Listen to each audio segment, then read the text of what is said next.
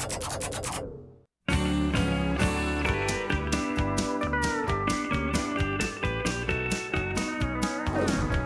everyone, it's Mr. Pugh here once again for a great edition of Nature to Nature, and I'm here at Dakota Heights Park, and joining me today is Mike from the Metropolitan Mosquito Control District. How are you today, Mike? Very good. How are you today? Oh, I'm very excited to talk to you today because we're going to talk about those icky mosquito things that bite us and drink our blood. That's right. We've got a lot of different kinds of mosquitoes too, and we'll talk a little bit about them and maybe some things you can do to make yourself a little more comfortable. Well, good, Mike. Well, why don't you tell us a little bit about yourself and what the Mosquito Control District does to protect us from these mosquitoes? Well, we work really hard all summer long to try to keep the number of mosquitoes that are out buzzing around from really overwhelming people. We're going to get bit by mosquitoes, there's no question about it, but sometimes if we do some easy things, there's some things that we can do to make ourselves better, more comfortable in the summertime. Sure, and it seems like they're always doing, that biting thing when we're having family get-togethers out at night, and you were going to tell me, how many different kinds of mosquitoes are there? Well, in Minnesota, we have 51 different kinds of mosquitoes. 51? That's right. And in case you're taking it personally when they bite you, not all of them bite people. Really? In fact, of the 51 different kinds of mosquitoes, only about 15 or so bother people. Well, how about skunks? Do mosquitoes like skunks? Well, actually, they do. We have mosquitoes that bite skunks. We have mosquitoes that we have one kind of mosquito that will bite frogs and toads and salamanders, too. So it doesn't matter what kind of creature you are. You can be a frog or a person or a bird or a skunk, and there's a mosquito that probably wants to bite you. Interesting. And what do they do with the blood that they get, Mike? Well, it's only female mosquitoes that bite you, and the reason for that is that they take the blood and they use it to make a batch of eggs. And mosquitoes lay a lot of eggs. In fact, a mosquito will lay between 200 and 300 eggs at a time. Wow. And they lay them in different places. A lot of times they lay them in a low spot on the ground, a roadside ditch, someplace that isn't wet. And then guess what? We have a thunderstorm. Yeah. And when we have a thunderstorm, all of those eggs get covered with water, and the mosquitoes hatch and they begin to develop, and they live actually in the water. Now you might wonder what happens to all those eggs if it stays dry and they don't end up with water over them. Do they go kaput? Well, actually they stay alive for up to 10 years. They're like Frankenstein mosquitoes. That's right. A mosquito that bites you might come from an egg that was laid 3 or 4 years ago. Oh, I don't like that idea. Yeah, it makes mosquitoes really tough, really indestructible. Sure. Now, how about in people's yards? What are some common places that mosquitoes lay eggs? Like I see you have a tire over there. Oh yeah, mosquitoes love old tires. If you ever tried to get water out of a tire, it's tough. The water sits in there, and no matter how you work around it, it's hard to get the water out of it. And plus, the tire is black, so it heats up really nice. Sure. And the water inside is very calm, and mosquitoes like nice, calm, quiet water too. So this is a perfect habitat for little tiny mosquitoes. And so we always tell people, when in doubt, dump it out. Make sure you get rid of the water. Make sure if you get rid of these old tires too, that's a good thing too. If you've got a few old tires and you don't know how to get rid of them, you can give us a call and we'll come and pick them up, no questions asked. Awesome. Now, Mike, what do you do once you kind of locate? Now, we've got a little pen here that actually has some of those little critters in there.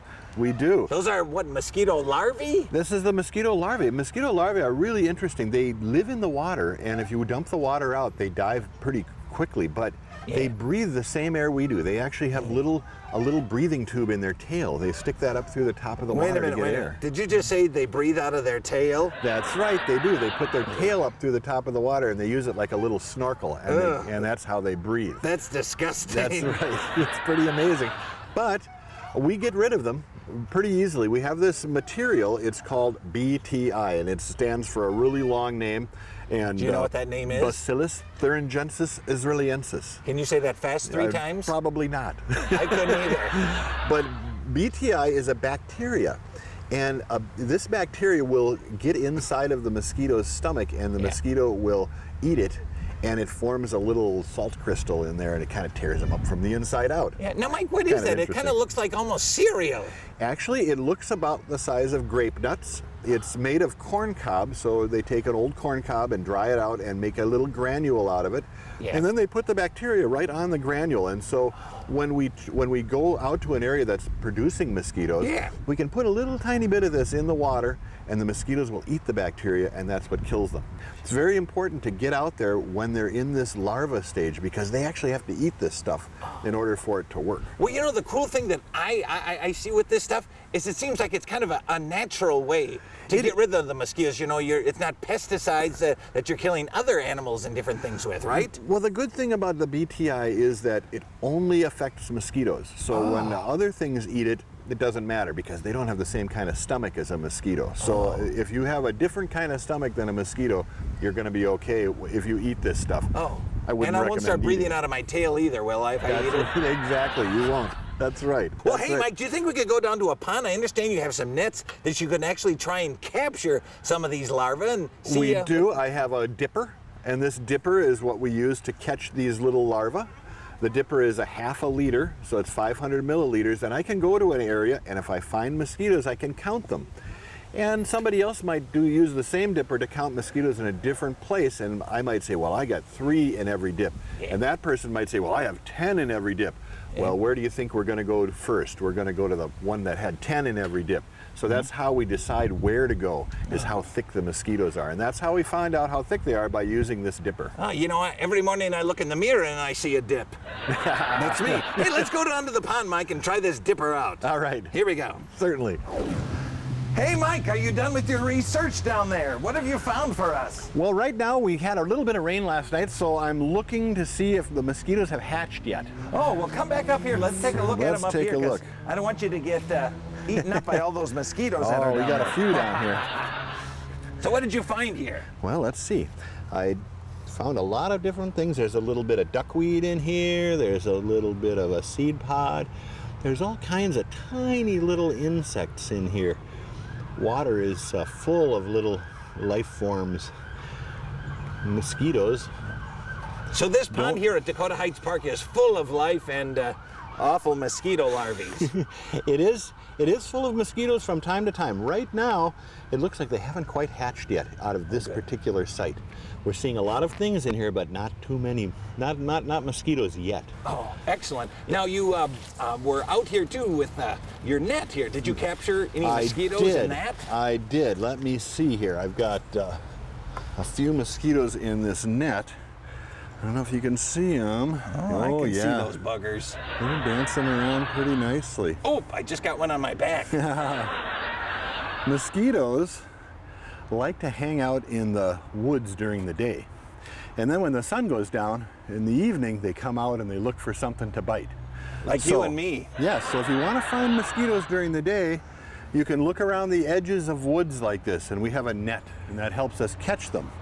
And then we can take them back to our lab, and we have people that are trained to know the difference between one kind of mosquito and another.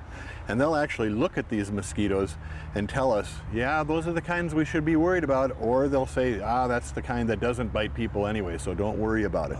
So that's what we're trying to learn here. Very good, Mike. Well, thank you so much for your time here on Kids in Government. Now, if people have any questions about mosquitoes or controlling mosquitoes, is there a website or a phone number that you can give the folks watching our segment? Well, we're the Metropolitan Mosquito Control District, which is a big, long name. Yeah. But our website is mmcd.org. So very simple. Just like Metropolitan Mosquito Control District, only it's just the first letters, mmcd.org. Very good. Well, I want to thank you so much for your time today, Mike. And, I think I'm getting mosquitoes all over me. We'll see you next time on Nature to Nature, folks. Mosquitoes.